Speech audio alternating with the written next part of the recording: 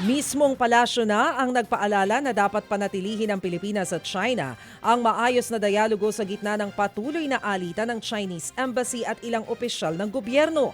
Ayon sa Malacanang, dapat parehong nagpupursige ang China at Pilipinas na magkaroon ng mapayapang diskusyon sa anumang tensyon. Kasunod yan ang agam-agam na posibleng malagay sa alanganin ng trabaho ng ilang Pinoy kung patuloy ang pag-atake kay Chinese Ambassador Xing Chuan.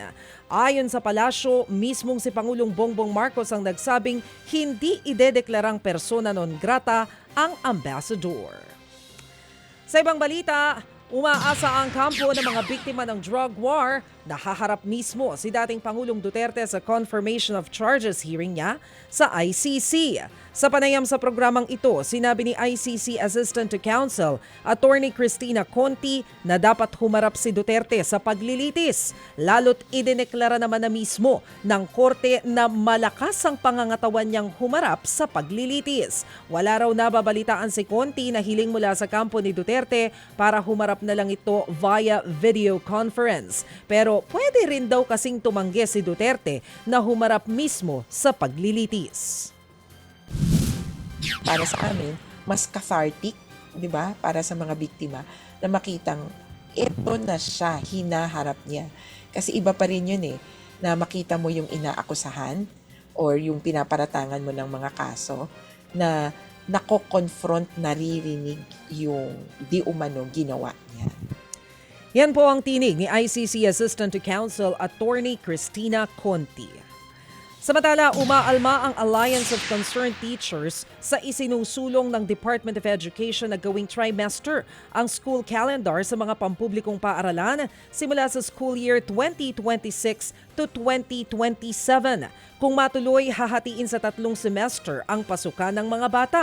Paliwanag ng DepEd, layunin ng proposal na magkaroon ng mas mahabang panahon sa pag-aaral ng mga bata at mabawasan ang trabaho ng mga guro. Pero sa panayam sa programang ito, sinabi ng ACT teachers na hindi man lang sinama sa konsultasyon ang mga guro para rito. Tingin nila, nag-e-experiment na naman ang DepEd sa pagmungkahi sa naturang programa. Hindi talaga ito madali at kagyat na dapat na ipatupad kung hindi ito lalapatan nung mga mas kailangan sa tingin namin na agarang solusyon. Halimbawa nga yung mga kakulangan, tulong sa teachers. Kasi pag nagbago yung school calendar, magkakaroon talaga ng adjustment doon sa aming mga ituturo. Particularly yung mga budget of work namin, no? Kailangan niya ng training, orientation. Sapat ba yung panahon kung i-implement ito this coming school year? Yan po ang tinig ni ACT Teachers Chairperson Ruby Bernardo. Mga kapatid, brothers and sisters, saan ka pa? Dito na tayo sa totoo. Dito na tayo sa True FM. Mga kapatid, mag-subscribe and follow po kayo sa social media accounts ng True Network PH. Yan po kami. Hanapin nyo lang True Network PH, Facebook, Instagram, YouTube, TikTok, and podcast.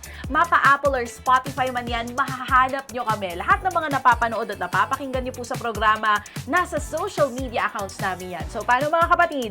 See you sa social media!